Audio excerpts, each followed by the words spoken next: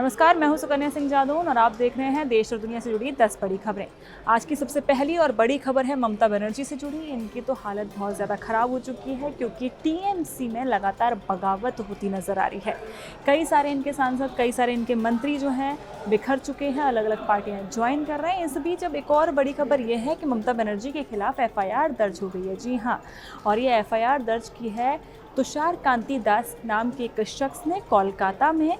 मामला ये है कि उसका कहना है कि उन्होंने अपने एक राजनीतिक भाषण में कुछ ऐसा कहा जिससे धार्मिक भावनाएं आहत हुई और कहीं ना कहीं उस भाषण में कहीं वो बात अशांति फैला सकती थी। तो इस पूरे मामले को लेकर अब इनके ऊपर, यानी कि पूर्व मुख्यमंत्री जो पश्चिम बंगाल थी, उनके ऊपर एफआईआर दर्ज कर दी गई है।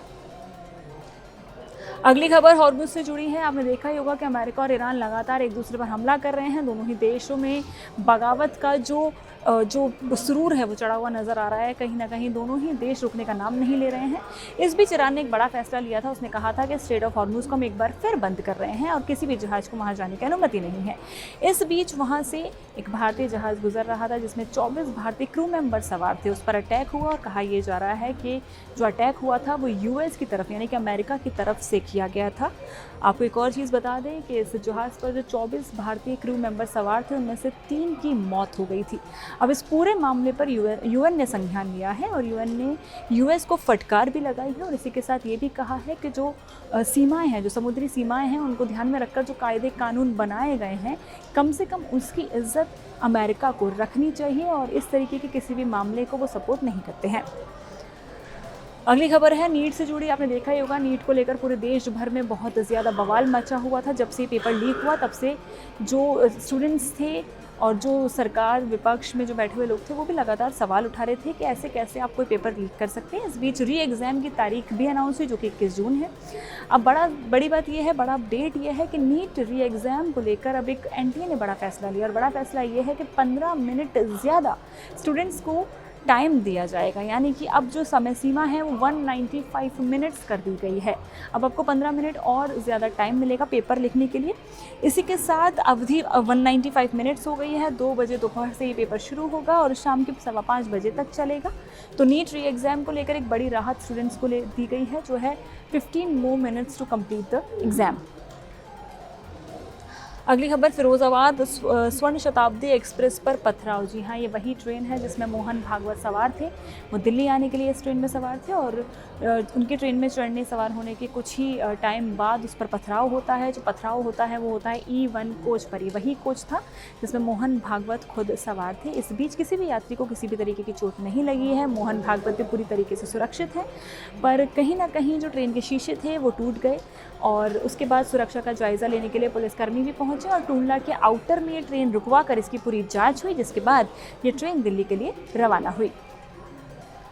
अगली खबर अयोध्या काशी से जुड़ी है। अयोध्या काशी में बुलडोज़र कार्रवाई तेज़। आपने देखा ही होगा, सीएम योगी बहुत ही ज़्यादा सीरियस रहते हैं अवैध जो अतिक्रमण होते हैं उनको लेकर के, और अब जो है काफ़ी ज़्यादा उन्होंने ध्यान बरता है और अयोध्या और काशी जो 2 बड़े तीर्थ स्थल हैं उन पर जो है अवैध अतिक्रमण पर उन्होंने बुलडोज़र कार्रवाई शुरू करवा दी है। सरकार बहुत ज़्यादा स्ट्रिक्ट है इस चीज़ को लेकर, भले वो रोड को, यानी कि सड़क का चौड़ीकरण हो या फिर कोई भी अवैध अतिक्रमण हटाना हो या फिर जो 14 कोसी परिक्रमा है उसका स्पेस क्लियर करना हो। इन्होंने इनलीगल इंक्रोचमेंट को पूरी तरीके से जड़ से मिटाने का, ऐसा लग रहा है, सोच लिया है। काफ़ी सारे वीडियोज़ भी आए हैं जिसमें बुलडोज़र बिना ये देखे कि किसका मकान है, किसकी ज़मीन है, वो लगातार इंक्रोचमेंट हटा रहा है।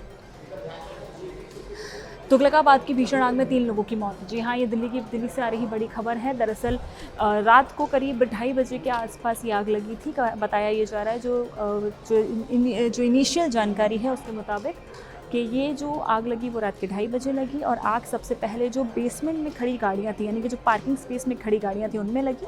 उसके बाद ये आग धीरे धीरे ऊपर बिल्डिंग में फैली और धुआं भर गया, जिसके बाद सुबह तक बचाव कार्य चला जिसमें 8 लोगों को बचा लिया गया। हालांकि 3 लोगों की मौत हो गई है। कहा यह भी जा रहा है क्योंकि तुगलकाबाद में ये आग लगी थी और जिस एरिया में, जिस बिल्डिंग में आग लगी थी उसकी सकरी गली होने की वजह से बचाव और राहत कार्य पहुँचने में थोड़ी सी देरी हुई। हालांकि बाद में 8 लोगों को बचा लिया गया, पर 3 लोगों ने इस दुखद हादसे में अपनी जान गंवा दी है। अगली खबर स्पोर्ट्स से जुड़ी है। मशहूर शूटर जसपाल राणा का निधन। जी हाँ, ये बहुत ही दुखद खबर है खेल जगत के लिए। जसपाल राणा वही हैं जिन्होंने कॉमनवेल्थ गेम्स हो या फिर एशियन गेम्स हो, उन सभी में पदक हासिल किए हैं, मेडल्स हासिल किए हैं।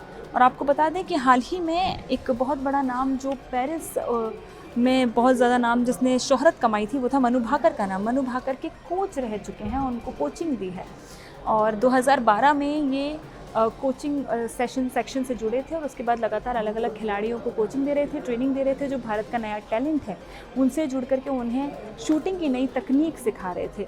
और अचानक ही आपको, हालांकि काफ़ी दिनों से अस्पताल में भर्ती थे और अब आज इनका निधन हो गया, जो कि खेल जगत के लिए बहुत ही दुखद समाचार है। अगली खबर की तरफ बढ़ते हैं। महिला T20 वर्ल्ड कप 2026 की शुरुआत हो गई है। जी हाँ, it's a very big news, क्योंकि इंडिया भी पार्टिसिपेट कर रहा है। टोटल 12 देशों की टीम इस बार T20 वर्ल्ड कप में पार्टिसिपेट कर रही है। 2 अलग अलग ग्रुप बनाए गए हैं, 6 टीम्स और 6 टीम्स के। इसी के साथ एक और बड़ी जानकारी ये है कि आज से पहले कभी भारत ने ये जो ट्रॉफ़ी है वो अपने नाम नहीं किया। हालांकि आपको बता दें कि इससे पहले ODI जो वर्ल्ड कप था उसका जो नाम है, उसका जो खिताब है, वो भारतीय महिला क्रिकेट टीम ने अपने नाम किया है। तो फैंस को थोड़ी सी उम्मीद है कि कहीं ना कहीं इस बार जो है भारतीय टीम, जो महिला क्रिकेट टीम है, वो भारत का नाम एक बार फिर रोशन करेगी और ये ट्रॉफ़ी घर लेकर आएगी। इसका जो फाइनल है वो 5 जुलाई को है। आज इसका पहला मैच खेला जा रहा है, जो कि श्रीलंका बनाम इंग्लैंड है। अगली खबर एंटरटेनमेंट जगत से जुड़ी है। सलमान खान की कोर्ट से गुहार। जी हाँ, एक मूवी का नाम आपने सुना होगा, काला हिरण द बैटल फॉर लेगेसी। इसको लेकर अब सलमान खान दिल्ली हाई कोर्ट पहुँचे हैं। उन्होंने गुहार लगाई है। उन्होंने जो कहा है मैं आपको बता देती हूँ। सलमान खान का आरोप है कि फिल्म का पोस्टर उनकी पर्सनैलिटी राइट्स का खुला उल्लंघन करता है और उनके नाम, छवि और सार्वजनिक पहचान को कमर्शियल फ़ायदे के लिए बिना इजाज़त के इस्तेमाल किया जा रहा है। तो इस पूरी फिल्म को लेकर जब से शुरू हुई थी तब से ही सलमान खान लगातार क्वेश्चंस रेज कर रहे थे और अब जो है ये पूरे जो मामले की जो चीज़ें हैं वो कोर्ट लेकर पहुँचे हैं। उन्होंने कोर्ट से अपील की है।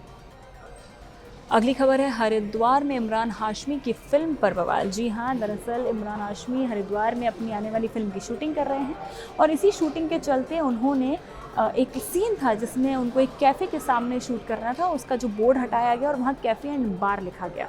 जब वहाँ बार लिखा गया तो हिंदू संगठन वहाँ पहुँचे, जिन्होंने थोड़ा सा बवाल किया। उन्होंने कहा कि ये जो है धर्म की नगरी है, यहाँ पर इस तरीके की चीज़ें ना की जाए तो बेहतर होगा। जिसके बाद ये बवाल थोड़ा सा ज़्यादा बढ़ गया, धक्का मुक्की तक बात पहुँची और बाउंसर्स को भी धक्का मुक्का लगा, जहाँ स्थानीय लोगों के बीच भी जो है इस तरीके की घटना सामने आई कि उन्होंने भी थोड़ा सा बवाल को देखा। तो वहाँ पर जिस तरह की खींचतान हुई, धक्का मुक्की हुई, उसके बाद ये पूरा जो मामला था इसकी वीडियोस जो थी सोशल मीडिया पर फ्लोट करने लगी।